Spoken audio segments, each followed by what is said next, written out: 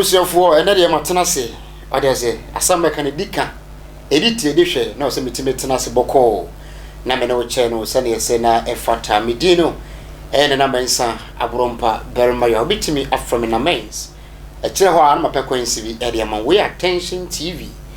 mesro se facebook me pa cho like ye na e page no wona manfo en share youtube subscribe na beka busua no se na bia videos bia no ene nsem bia no o my Ghana amano ne nyina no onsa ebetimi akan bi yemfa de modu Emma Queen University Foundation say obo na sika sem from nyina no otimi ade pia dwumade ahodo yi de nyina o fidem wa fenso wo hwe ade bia wo ton na peso bo honda wuro no wonim se ndai abefo apakese a obi adi dwa wo so internet enti oba ene yi be din nkomo na ehu se ne fata kwansi bia okuta no ibitima so na ni wadi dwuma se ne be ya woniema wo ton no sabe enye kunu so fo nko an nim ne mum no Ghana fa na nyina abiman nyina aniwe sa fa na nyina no obi anso ensabetimi aka no mohu ni papa oso wodi hu edwa producer ene na gyen sikapa na wachichi bibia a mepin na masane mu edi amawo ene nkoma yebedi no efa Ghana ngomasua ho ena no motibi ene foforo bi nso aba na ne nyina ene se yerim se oh my Ghana school call anadi sunya hye no egu ahodo be se num from nursery na wawram KG that's primary level na ko junior high ko senior high let's ko onim na adentem de ba ko na ehu hia na se de ho no ya na ani wo pa no abaye senior high school enkane secondary school na e kan no mampanyina na Roma his excellency na nado danko akufuado ne penso ene be ye kono kwa and the admission fees and money nyina no be ya dia awofo bia na hotimi so ya na nkoda ekọ no kama na de tienie ansana John Dramani Mahama his excellency kane mampanyini ebefre konya so no na wono so ngumaso ya dia de na koma so pa ne opanyini bia metima ka my Ghana mu se omampanyini bia anya hwe kra no na education was on the heart of every single president I know. Yes. And now also na come so pass behwa boa na Ghana ngomasua no afa ne tempa e de fra. Ne santi na obon homodea bi se obetima de obetima ye within his capacity na Ghana so education no etimi akọ the highest level. Ne santi wo hyase se obeboa na watimi ayi school no efa baabi no wagum amobi atimi akobi gwa ogum no nyina ne se ohoye se wo hwe Ghana asuafo ye doso pa ye doso ko every single year no asuafo be enter into secondary school ya na enye number ketwa enti na kane mampani John Dramani Mahama ne da so ba ko ne se simple metima ye school ni free se na Ghana fo ni nyina ye peno dia mini kanye ni se menye no gradual process ebi ni se mini kan hu se asuafo ne ba no sebe enye ngumasua nko ane ngumasua sa kande bi te se adan ene nkonya ewo ho a ma de kire ene adesua ekoso wano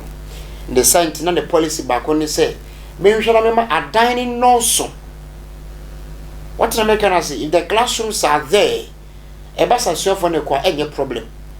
the community etwomuko enekwa minim se uhu bi edi wadanse a na asuafo ni bi etene nuase esuade sure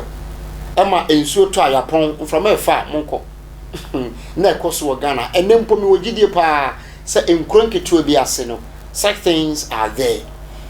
entina kane mampanyini na tripo ba ko ne se menhwe na menya adan ni engu ho if the classrooms are in abundance school ko ebeye de enti wo shase ACC school ni bi ana adan ni bi e o Ghana ha mmia bebre na edi eda so e-block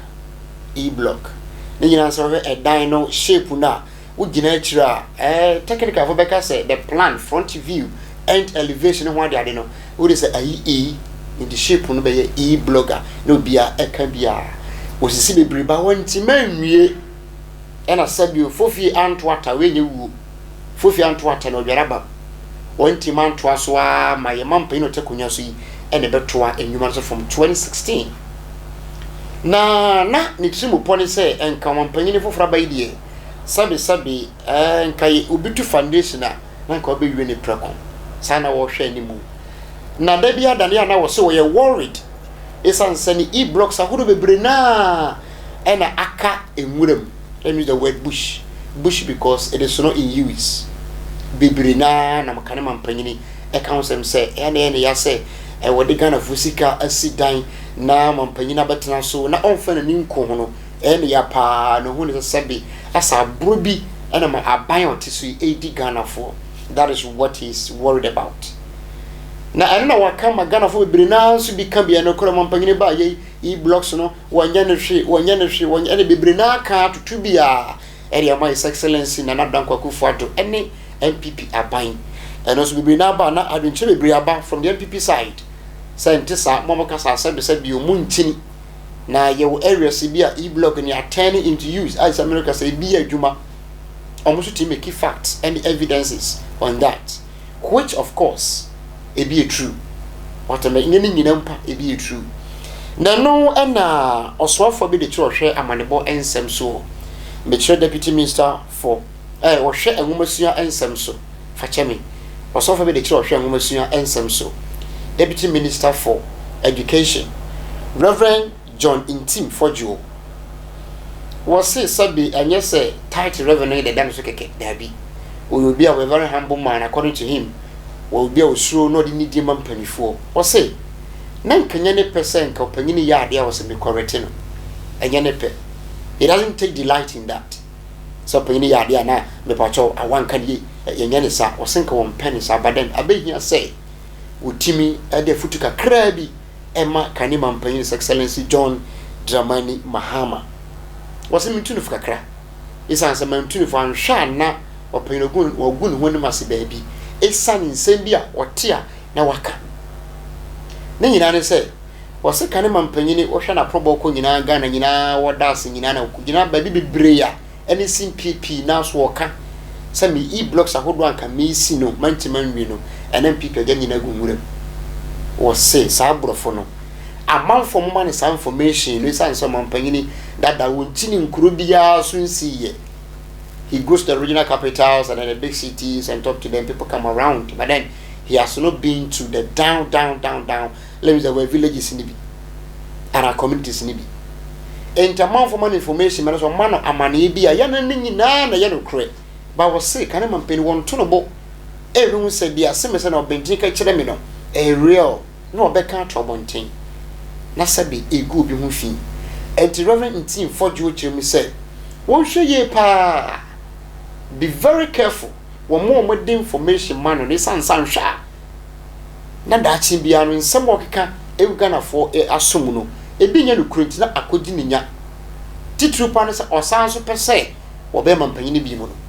o tunefo so when other manebo e man nyina no won kasa o monye papa o won kasa o modi ntwene mu on hwehwem na man ni na ho so ko ba se o e na e-blocks na sha ha no e hyenwure mu a wo be sere ne se won to no mo hwehwem won so mampanyi dada wo yare dada wo ba adwuma enti for team it is a ko ba se sikapa abeka nsem mu ya get a team to supervise and to monitor to check out if things are real and information is the truth and nothing else. Na kobane sa no da bia no woka amafo ka no beka anhwa na sabiu what the court what the can court to pass na wakodi for na fa sempa ama and you say I hate to correct the elderly but I think with the former President Mahama you should be careful about those who feed him with information for the public. They will fail him. They will fail him. He said this in an interview. Ewo ye kasa fidia na se nua baako edwumade so. What am I can say? Nitefe eno panyin ko kan semwe. Say when you're careful with information about the brain and sha. No mama nsesi form. Osenka wo mpe se opanyin be kasa no betnet ne panyin no. Na mmom abehia se wotimi tu ompanyin fo. So one of the information brain nyina no wonhwe na nyaade a e-blocks no ewu nwuram sane wote na de betu dwa no obewie no se so mampanyin dada ewotimo po se wasan so ba biem se yento no so ba na ɔmɛyɛ mampanyini a ɛnneɛ ne nsɛm a ɔka no deɛ ɔmɔde brɛ no no wɔnsɔ so sieve edit go through titimu ya nsa na ɔbɛka na nyɛ saa na sikapa bɛka ya we sikapa nti I have to bullet it I'm sure na it is for aba enti die no menyafo a wɔno na yɛ ɔsɔfo be de kyɛde hwɛ Ghana anade ma Ghana ngomosua asoyɛ no Reverend John Intim Fojo essay Karima Payne's Excellency John Dramani Mahama wonya de hye Balban boy kese ba ko pe obeshow say amane ba hoda wonya e de free mpanifo e de free menka ne say yes onkrofo ni bi holo ya na watobo ahwemu yi na nhwe ya be mo nsa estimacy from come 2024 general election no modern say we edit your information before it is being published to the Ghanaian people and the public. Medinu biem nana mensa abrompa berema yaw mitima frame na mens yenda Queen Vaste Foundation ase say oboy hoka e madwumadi timi koso afenso so me producer nana jinsi kapa enemy director obofo Michael so mo hwema dwumadi etimi koso the team no nyamisha wonso amepacha wo hwe YouTube subscribe Facebook like the page na share no be answer to me can be nyamisha we be sanso ehia wo sen for first God bless you.